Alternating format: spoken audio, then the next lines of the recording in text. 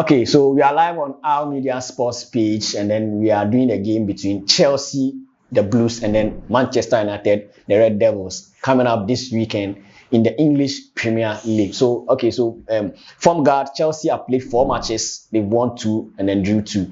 On the other hand, Manchester United has also played 4 matches, won 1, drew 1, then lost 2.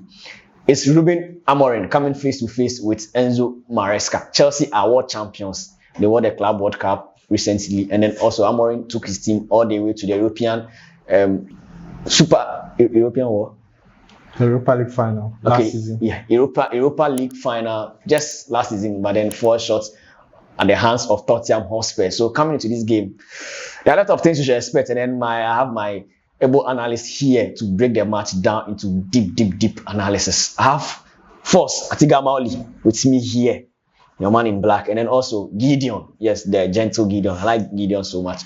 So it's Matchday 5. Yes, as I indicated earlier, Matchday 5 in the English Premier League, and then these two teams, they have a lot of things in common. They have history, pedigree, and everything. These are one of the teams that you cannot mention in terms of the English Premier League. So Gideon, Chelsea against Manchester United. It's blue against red. Your key expectations in that match? You know, Chelsea is the only team in the Premier League that has a better head-to-head record against Manchester United. So I think this game will be a very tough game, even though it will be at Old Trafford. Now, you cannot, Manchester United, you cannot predict them, whether they play at Old Trafford or they go away at some other ground.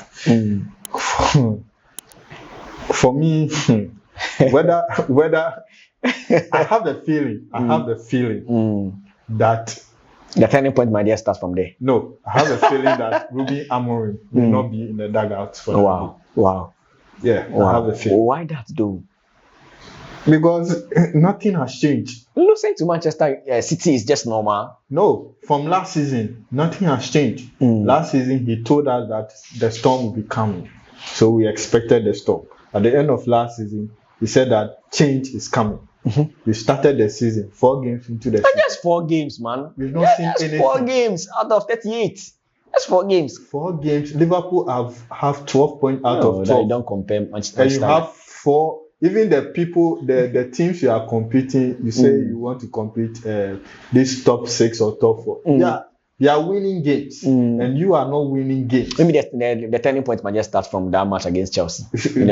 That's what we said against Burnley. That's what we said against Fulham, Manchester City. For me, even the Manchester City game, I had confidence that this Manchester United can go toe to toe, at least pull a point, because this City team, the quality that they've lost is not a team that should be beating this Manchester United team by 3-0. But I think for me, Chelsea are favorite for this game. First, Chelsea the Blues against Manchester United the Red Devils. Your key takes. Well, I don't think there's going to be anything new, you understand, because we have one team that is having a mixed season, which is Chelsea. You know, they won 2, they won 2, and then we have from the red side of town, you know, the Manchester United, which is not doing well at all. And my problem is like Gideon rightly indicated, is Ruben Amorim going to be in the dugout come Saturday? That's a very, very key question that should be asked. Like, you know, it's Ratcliffe and his management members happy with what he's doing? No, that is also another question that should be asked, because there are times that you are going to lose. It's normal, but the manner in which you lose is also another key point.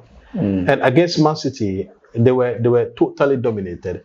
You know, they lack vision, they lack cohesion, they lack vision, they lack every single onus that has made Manchester United great. So what is it instilling into the boys? Is it improving them technically, tactically, and the results are not coming? Is it there are times where you play football and you know that even though you have lost, you have played well. That is not to say that United is playing well and they are losing. They are playing badly and they are losing. So there's no improvement from what we saw last season and this season. So against Chelsea, it's going to be dicey because Chelsea is not in a great form or in a great vein of form themselves. But at the end of the day, I think that is going to be slightly nudged towards Chelsea because they have had a better start to the season. So do you think Amorim should be sacked if he loses against Chelsea?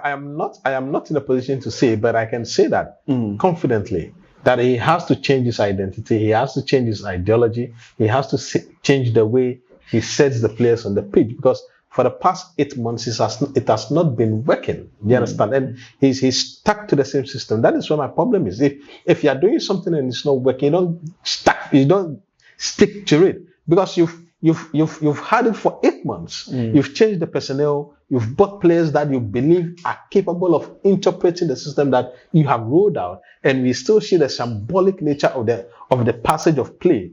Do you understand? So it means that it is the system, because he rightly indicated that it is not the fault of the players. Do you understand? So if it is not the fault of the players, then whose fault it is now? Then it is the fault of the gaffer.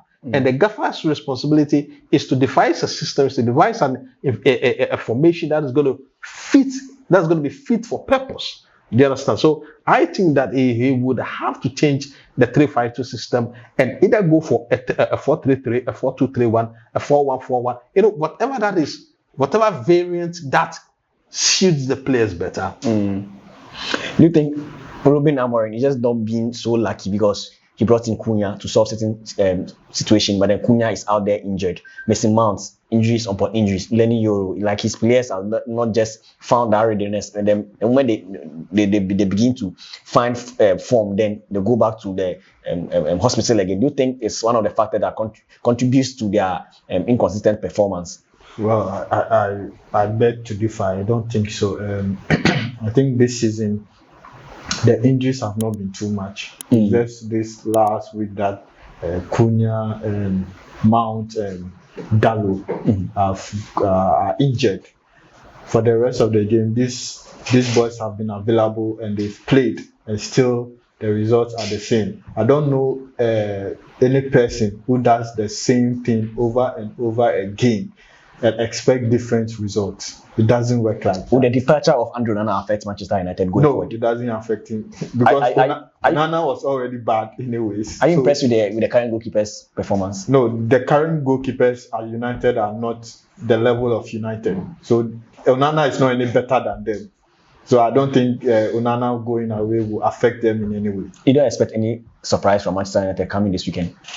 Well, for me, I hope that they pull up a surprise because Manchester United they sort of do some of these things when everybody thinks they'll go down. That's when they show up. So I hope that they show up on Saturday. For me, I think if Ruben Amorim, that's a big if it's in the dugout, nothing changes. Wow.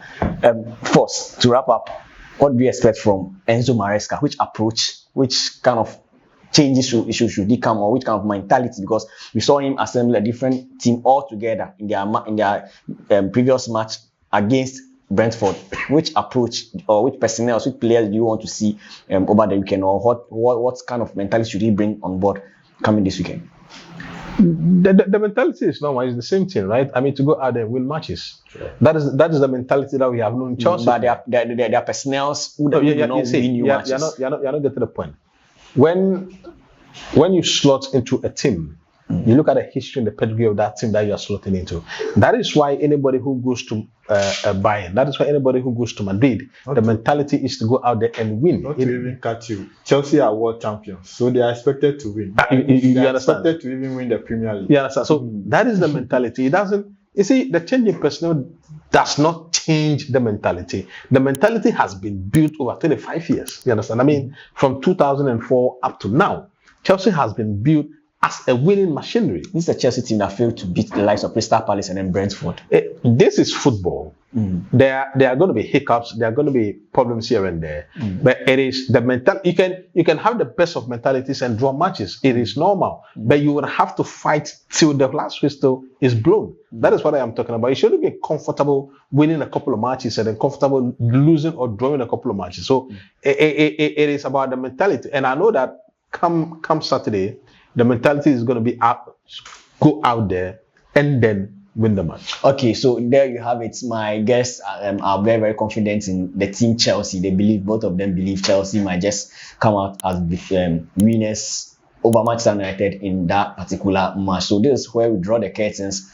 My name is Courage. I was joined by Force and then also Gideon to bring you this particular content. So watch out for the post-match analysis after the match. This is our media sports page. Kindly do and then follow us. Do well and follow us. Like our pages, share our pages, share our content, view our content, give us a subscription on our YouTube channel, and then also recommend us. Thank you, and then see you next episode.